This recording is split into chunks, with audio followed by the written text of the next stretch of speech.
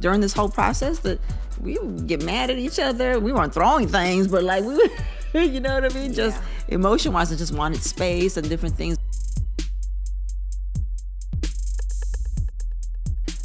Welcome back to our channel. I'm Susie. And I'm Nest, and this is Mom and Daughter Talk, where we hope to inspire, encourage, and uplift your mother-daughter relationships. Hope you guys are having an amazing day, evening, afternoon, wherever you are in the world. We are back with another episode. And we also have set up our podcast channel thing.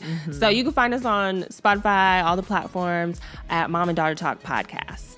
Absolutely. Yeah, we're trying to take it to another level because it really is where, there's a scripture that says that he takes us upon line, here a little, there a little, precept upon precept, line upon line. And there's something about doing it in steps, because I always say, how do you get to the top of the mountain? One step at a time, right? So don't despise the days when it's small beginnings or whatever. It really takes that consistency. Yes. And God honors that. God honors faithfulness and consistency. Yeah. So talking about that, as far as I know, early in the year, we talked about, you had told me about a word that God had given you as far as this year. And what was that? Yeah. So my word of the year 2022, God gave me was outpouring. And he said he'll give me an outpouring of blessings and an outpouring of finances. And I was like, ooh, that sounds amazing. Okay, Lord, let's get it. And then mid-year, I realized he also told me he's going to give me like an outpouring of his word. So like a revelation and like just I get a lot of dreams and visions from God. So just a lot of like things that are going to happen in the future in my life. So when you talk about outpouring, has there been some things that God has required of you, especially in the area of, let's say, finances, right? Yeah. Because I feel like with any kind of miracle or anything, there's always a prerequisite, usually. So what's been going on regarding that? Yeah, specifically finances, he's definitely had me to give when I didn't see. Give and you shall receive. And I know that's a principle. And with the measure of which you give, it shall be given back unto you. And so, if God is like, I'm going to give you a lot of finances and blessings, then I didn't know, but I learned like I have to give out first. Yeah. And that was stretching me as well. Yeah. On the financial end. Because I didn't see nothing. I didn't really see the funds, and I was like, and then on top of that, you want me to give some more, but you told me you were going to give me something. But it's like, I don't think that, that wasn't taught to me growing up, like even that principle of God. But I learned it, and Yeah. I think about, because God sees everything from the beginning to the end and into the beginning. It's almost like he's testing our faithfulness, but then he's also showing us what's in our heart, because there's something about sacrificial giving when you don't have, that requires faith. And again, I always say God doesn't need our money. He's always trying to perfect or make our posture, our heart posture, complete and dependent on him. Yeah. And it definitely did that for me. I'm like, finance is what? It's all yours. Like, you have it. Yeah. And what's crazy is that a lot of times we think, we got to give money to get money, right? Like something that she did last year that really blessed me, because she was like, she wanted to give, but she really didn't have as much finances that she had to want to give the amount that she wanted to. And I told her, I was like, you know what? Look around you, see what the need is, and it doesn't have to be monetary. And so you know what she did? What'd I do? You don't remember? I don't even know what you're talking about. So her grandma has a big old lemon tree, right? So she went and picked a whole bunch of lemons and put it in a beautiful little baggie and gave it to a few people. Like, remember John's mom? I thought that was so cute. She bought some flowers and some lemons, and she went to these people's house and said, hey, I just want to bless you.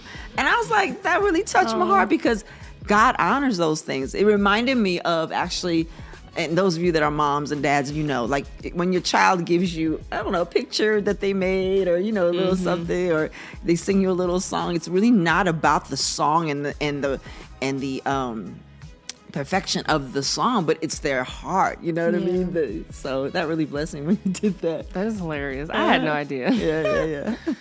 But yeah, so this episode we wanted to talk about the lows. Kind of, we had said before, or I kind of touched on it, like the past 3-4 months.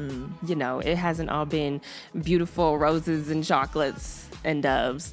It's been a lot of crying nights, a lot of crying days, at least for me. So yeah. Go ahead. Yeah, and really in life, one thing that's guaranteed in life, I always say, is change. Yeah. I know you so well. Yeah. It's change. And then death and taxes. No, I'm just kidding. But change, definitely, right? And there's mountaintops, but there's also valleys. You know what I mean? And I guess without the valleys, there wouldn't be any mountaintops, you know? So there are times where ebbs and flows in life that it can be really challenging. It could be those valley times.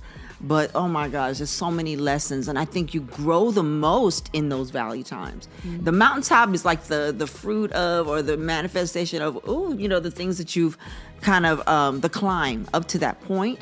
And you experience that mountaintop, but the valley's coming. But it's okay. It's okay. I've learned to not stress over the valleys. And that because I've been through valleys, that when I'm in it again, I'll get through this with God as well. Mm. Yeah. So what was a valley? An example of a valley? So this house, talk about it. Okay. I remember right the week or two before signing the docs, as far as getting the loan and things like that.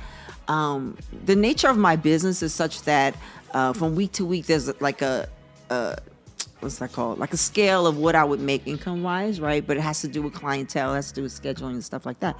Anyway, 1 or 2 weeks before I was coming into the signing of the docs, my appointments, a lot of people got sick, canceled, rescheduled, whatever. And I remember one particular day, and I'm usually full, right, as far as my schedule, I had one client. And I remember feeling like, Lord, am I going to be able to sustain this? Because going from what I went to as far as being in the townhome to here, the mortgage was going to be substantially more. And I was like, feeling this fear, like, am I going to be able to sustain this once we move in? And I really feel like the Lord just calmed me down. And just when I really quieted my soul before the Lord, it was kind of like, I felt like he said, just get in the house and I will supply. And so what happened was those 2 weeks, just kept believing the Lord. And then as soon as we got into this house, I kid you not, my appointments just went back to where it was and beyond. So yeah, it was definitely a stretch. Yes, it was a stretching of my faith. And I was like, he uses every single thing. He uses every single situation to stretch it to the nth degree, to stretch our faith. Yeah. And the thing is, you just can't quit. Like, you can't give up. Right. The only way you're not going to make it is if you give up and you quit. And even for me, my promise of, I knew a specific date when I was going to reconnect with somebody, and I could feel the devil on my head. Like, he was really trying to make me scared and like make me not just push through and to persevere and to believe anymore, and like, I don't think this is gonna happen. Like, it's been too long, this ain't gonna happen. But so I was like, devil, you ain't about to have nothing. I'm about to fast. So I remember I did like a little intermittent fast, so I didn't eat dinner. I think I skipped dinner for like 4 days. And man, that just really, it strengthened my no to the devil and my yes to the Lord. But it's like, it takes work even when I got a promise, I can chill. No. Faith without works is dead. You got to believe, but you also have to, do the work that God is telling you to do in order to like make it and sustain what he's telling you. Yeah. And as far as fasting, to me, that's like warfare to the next level. Because as you said, there are some things that don't come out except by prayer and fasting. Yeah. And there's something about shutting your body down, as far as, because it takes work for you to even digest food and things like that, but the time that you've taken to eat and things like that, but taking that time to really get into the word and build up your faith, God sees that sacrifice. And I feel like that's warfare to the next level. Yeah, that's a fact. And if you're watching the YouTube, this sun is just on my head, like on my face right now. It looks cute. Don't mind it. Don't pay attention to it. Yeah. Okay. What else? I know some of the things that we talked about as far as the lows too, if you want to go into it.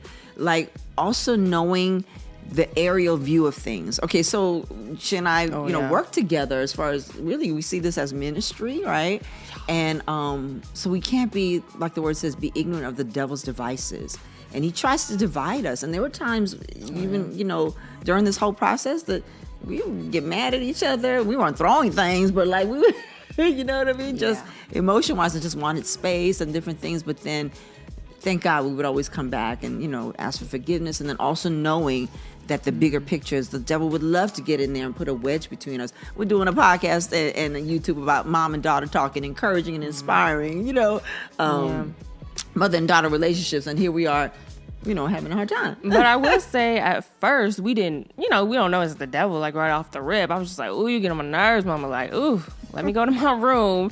And then it would happen frequently. And then I started to kind of dig deeper or look into it and be like, because I'm a deep thinker too, y'all. And I'll be like, like, we're having the same issue every week. And we literally had just said we're going to do mom and daughter talk again. Right. So I kind of put 2 and 2 together and I was like, this is spiritual attack. It's deeper, What's the scripture? Don't tell me.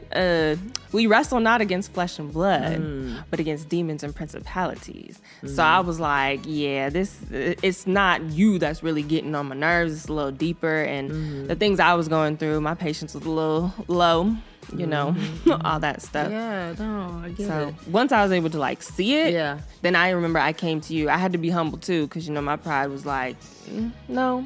But I had to be humble, and I was like, I think this is an attack because we about to really just pour out into people. Yeah. And I thank God that we do definitely have a foundation of love, the love of God, but then also, the maternal and parental thing. But like I always tell my daughters, not only do I love them because they're my daughters, but I actually like them. So like I would hang out with them even if they weren't my daughters, you know what I mean? So I love her and I like her as well. Oh, thanks, Mama. You cool too. Oh, thank you. Especially because we're like generations apart. I know, huh?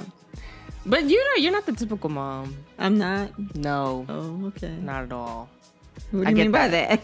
It's a good thing. I get that a lot. People are like, oh, your mom, she's so cool and so da-da-da. And I'm like, okay, thanks. Like, for real. But then people will be like, yeah, my mama, I could never talk to them about this and da-da-da-da. And I'm like, dang. I'm like, yo, we got a YouTube channel. You should watch it with your mama. I think that one of the keys for motherhood for me is knowing that with every relationship, especially just as when you birth a child and things, you see the evolution as far as their physical growth.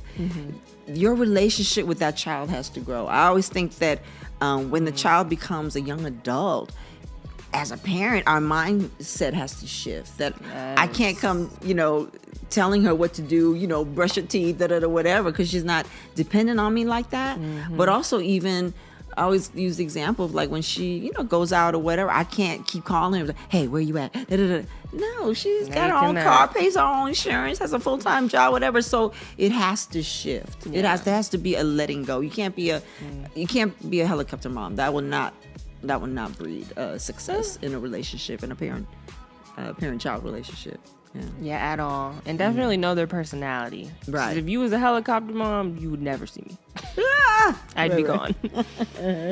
But yeah, so that was our quick. We wanted to share the lows of life sometimes and the promises that God may have told you or the goals that you have. Like, life is a journey. It's a marathon. Do not give up. There's no way you're going to accomplish it or finish anything if you give up. Yeah, because that is the sure way to not win, is to give up, to step out of the race, So, keep pressing on. Absolutely. Yeah. So thank you for watching, and we will see y'all next time. All right. Have a great and amazing day. Bye. Challenges are the lows of our journey. Good. Meaning, because really, there's a mountaintop and then there's a valley. Valley of the shadow of death, but I shall fear no evil because God is.